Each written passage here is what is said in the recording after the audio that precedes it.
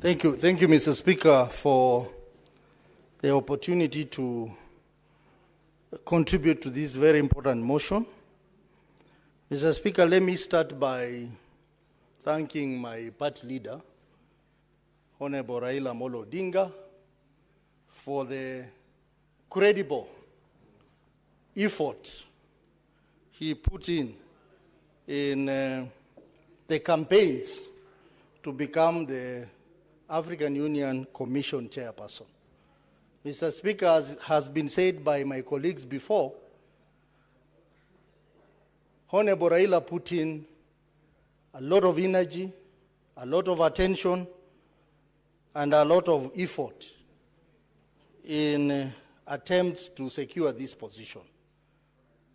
And we know that Honorable Raila has a Pan-African spirit, and he has many friends across Africa. But the effort that he put in was not necessarily reflected in the results because there were many factors at play. There were national interests, regional interests, and continental interests, and to some extent international interests that came to play. But we thank God that Honorable Raila put in a very credible effort. And as has been said, he withdrew from the race just before they went to the 6th round. And those who have been saying that Raila Odinga does not accept defeat, you saw it for yourself. Raila put the interests of Africa first, because if he had gone to the 7th round, the implication was that the election of the AUC chair was going to be suspended for another 6 months, and therefore putting Africa at risk in terms of management of the African Union. So that was a great show of Pan-Africanism. That was a great show of a person who believes in democracy. And that has always been his stand. We also want to thank the country Kenya for the support that they extended to Honorable Raila Odinga in his campaign. And I want to state very clearly here that Honorable Raila was not persuaded by anyone to vie for the position of AUC chair. Madam Speaker, I had the privilege to accompany Honorable Raila in February 2023 at the height when we were agitating for a number of things, including high prices and all that. And I traveled with him to Abuja, Nigeria. And by then, the conversation had already started on the issue of African Union. So I want to make it very clear that it was not at the instigation of anyone. It was his own decision to vie, and because he belongs to the country Kenya, we want to thank the leadership of the country for agreeing to support him as a country. Mr. Speaker, Raila Odinga is the candidate that Africa needed at this point in time. A candidate or an AUC chair who was going to make huge contribution, especially on matters of infrastructure, which he has huge passion for, on matters of unity, on matters of empowerment of African youth who comprise over 50% of the population of Africa. Mr. Speaker, the elections have come and gone, and we know who won the election. Let us discuss, let us engage on the results, but we must engage with caution. I have seen people posting names of countries and how they voted. Madam Speaker, it's so difficult to know how countries voted because it is secret ballot. I don't know where they're getting that information. Because when you say so-and-so did not vote for us, it has a risk of getting us into a bigger diplomatic mess. So I want to request those who are telling us how countries voted to go slow on that, because we are going to even get deeper into diplomatic crisis. Madam Speaker, I know some people have been saying Frankfurt never voted. But Madam Speaker, if you look at other elections that happened before the election of AUC chair, we had the election of the permanent representative committees of the AU. If you look at these 4 slots of commissioners that were elected, they were all from the Anglophone countries. We had 2 people from West Africa, that is Nigeria and Ghana, and 2 people from Southern Africa, South Africa, and Eswatini. They are all Anglophone countries. So let's not speculate too much on who voted for who, because we don't have that information.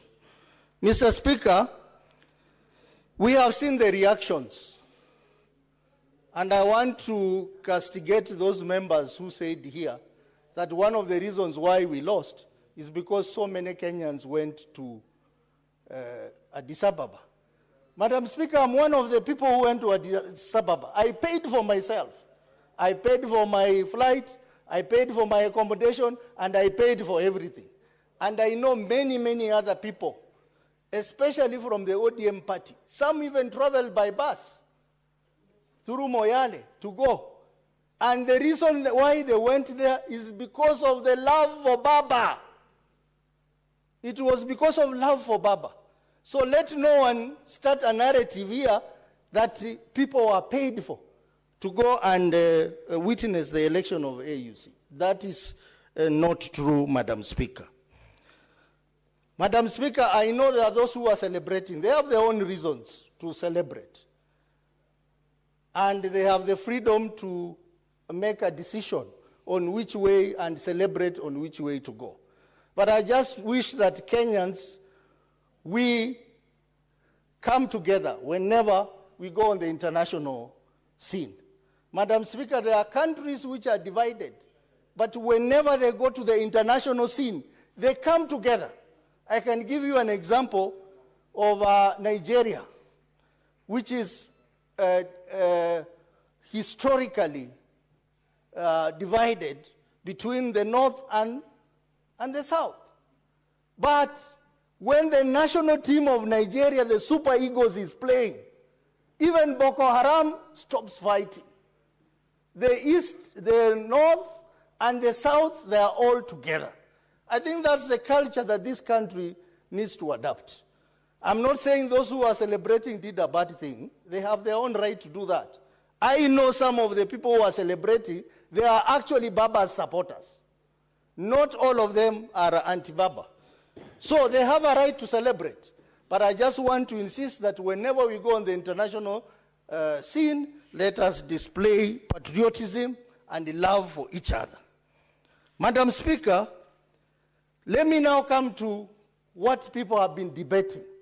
And I want to speak as the ODM deputy party leader. That please, those who are speculating about our next move, please give us a break. ODM is a strong party with a strong leader. We are reflecting, and when we make a decision, it will not be because Cheregei has told us how to act. It will not be because some people on the streets are telling us how to, our next move. The decisions that the party makes are processed through the party organs of the party. So let people stop speculating to tell us, oh, now we are going to go this direction. ODM is not a village party. This is a serious party that has structures, and a party that makes decisions through consultation. Give us time, we are reflecting, but the most important and primary task we have as a party is to continue with the process of strengthening our party. And in the next few days, we are going to do that by having meetings in Western Kenya, Bungoma and Busia. So those who are speculating and saying, oh, Nadiko, oh, what? We have not reached that stage. Anyone who wants to talk to ODM knows where to start. You start by talking to Baba. And you start by engaging the structures of the party. You don't go on the street and start telling us, oh, now ODM, now we think the next thing you need to do is this and this. We are telling you, if you are sending those boys, Akina Cheregei and the others, tell them ODM is such a serious party that he knows what to do. Honorable Senator, you know the parliamentary language when you are referring to your colleagues.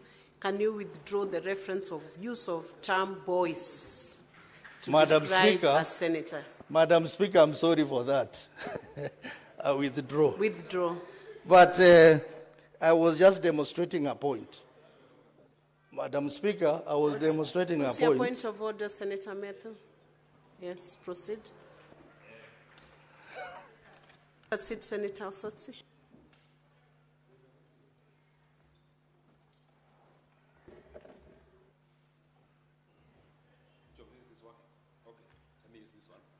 Madam Speaker, I would not have wanted to interrupt the Deputy Party Leader of ODM Party.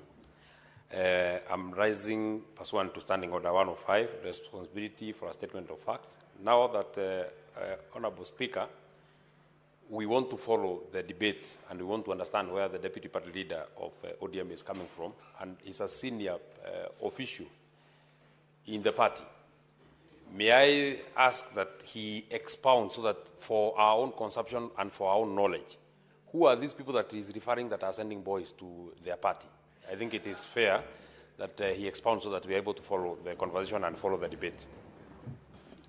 Senator Osotsi, can you elaborate? You know, Senator But without Methu, the reference of the word boys, because that name has been withdrawn. I withdraw the word boys. But, you know, Senator Methu is such a very intelligent leader. And you have been reading newspapers. You have been following social media. And you have heard people make statements in the media regarding what the next steps of ODM should be. I made reference to Senator Cheregei, who has even come out, even on the floor of this House, to even allocate positions to our party. In the morning, in his contribution, he said that they are going to allocate this kind of position in the party. That is why I was making reference to say that please, speculators and our competitors from either side, please give us a break. We know what we are doing. We knew that in this election there can only be two results, either a win or a loss. And we were prepared for that. So give us a break. We are an organized party. We are a big party. And ODM does not implement its decision based on public hallucination or perception. We make concrete decisions that are for the betterment of our membership. And that is the position, Madam Speaker. What is your point of order, Senator Boni? Thank you, Madam Chair. Indeed, I heard the Senator for Nyandarua very well. Could the Chair please invite Senator Osotsi to respond to that point of order? His point of order was, who is sending the boys? That is the clarification we wanted. Once you tell us those boys, it doesn't matter whether you call them boys or what. Boni, but once you tell us, yes, sir, man. We have restrained the use of unparliamentary language. The term boys Okay. was withdrawn. So, Don't use it again. yeah. The point of order, Madam Speaker, was the identity of the person or people who are sending the people he called those names. Who is this force? Proceed, Senator Osotsi. I believe it should take less than a minute to clarify that. My time is being eaten into, but very clearly that what I was trying to imply, Madam Speaker, is that we are getting a lot of unsolicited advice from people who are not members of ODM party, telling us what to do next. We do not want that advice because we are a strong party that has structures and that has systems on how decisions are made. So let them give us a break